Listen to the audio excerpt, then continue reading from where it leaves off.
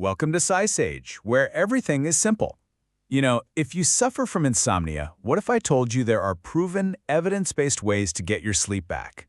And I'm not talking about a temporary fix. I'm talking about techniques that can last a lifetime, and they are completely drug-free.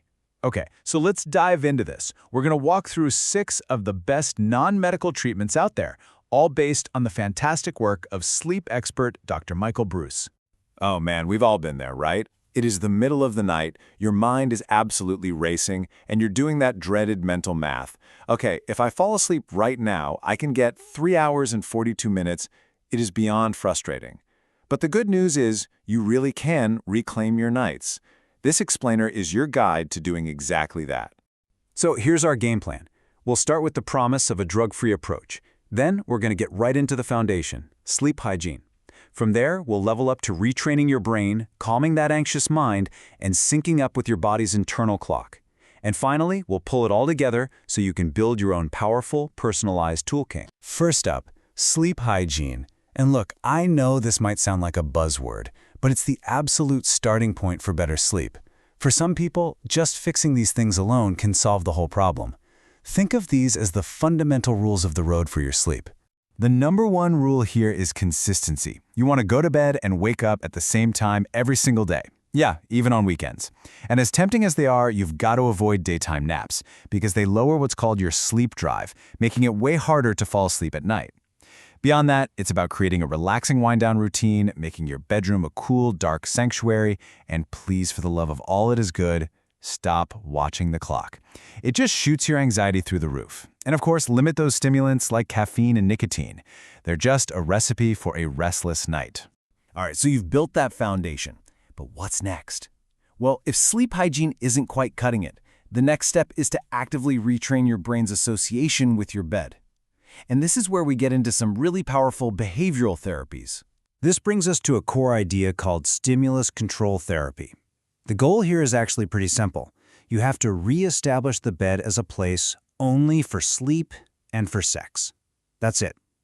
If you're working from bed, watching TV, or just lying there worrying, you've accidentally conditioned your brain to be awake and alert in that space. The rule is simple.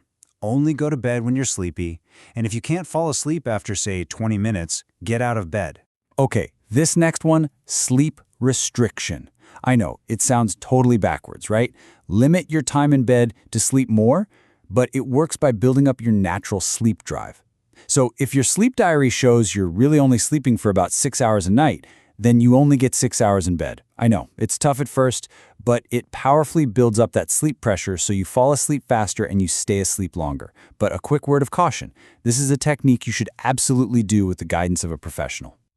So often, the biggest barrier to sleep isn't actually physical at all. It's that racing mind. So this section is all about how to turn down the volume on that internal chatter that keeps you wide awake at night. This quote from Dr. Breus just gets to the heart of the problem perfectly. When you're stuck in this loop of anxious thoughts, you need a way to break the cycle. And relaxation techniques, well, they do exactly that. They shift your focus away from that monkey mind and onto your physical body and your breath. Whether it's tensing and then releasing your muscles, doing deep belly breathing like the 4-7-8 method, or using guided imagery, the principle behind all of them is the same. You are giving your brain a very simple task, like counting your breaths, that makes it really, really hard to simultaneously worry about your to-do list. This lowers your heart rate, it calms your nervous system, and it just allows your natural sleep process to finally take over. Okay, now we get to what many experts consider the absolute gold standard for treating insomnia, CBTI. This is a type of therapy that doesn't just manage the symptoms, it actually targets the root cause, all that distorted thinking and performance anxiety that could turn your bed from a sanctuary into a place of stress. Just look at the difference here. CBTI helps you catch and challenge those unhelpful thoughts you see on the left.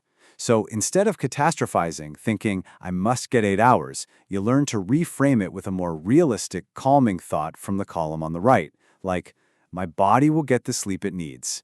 This whole process reduces that anxiety and gives you back a sense of control, which makes sleep possible again. You know, all the behavioral changes in the world won't work if you're constantly fighting against your own biology. This next part is all about understanding your body's natural rhythm and learning how to work with it, not against it. The key to this whole section is understanding your chronotype. It's so important. Are you genetically wired to be an early bird, or are you a night owl? So many people try to force a sleep schedule that just doesn't match their internal clock. Knowing your chronotype is a game changer because it allows you to set a sleep schedule that actually aligns with when your body naturally wants to sleep. Whew, we have covered a lot of ground.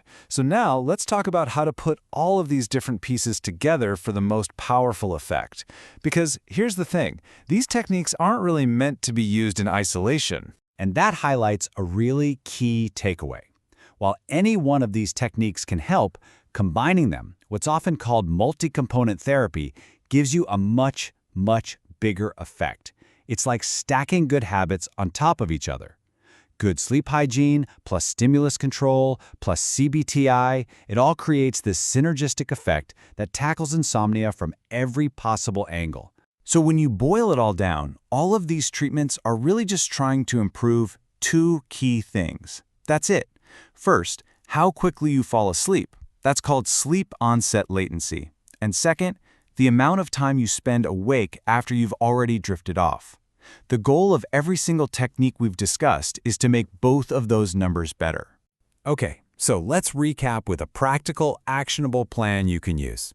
Start by reviewing your sleep hygiene. Get really strict about your wake-up time. Only go to bed when you feel sleepy, not just because the clock says it's bedtime. And remember, if you're lying there awake for more than 20 minutes, get out of bed. Go do something relaxing until you feel sleepy again. This is your starting toolkit. These are the skills that can genuinely give you back your nights for good. The power to control your sleep is absolutely within your reach, using these drug-free behavioral techniques. So really, the only question left is, what's the first step you're going to take tonight?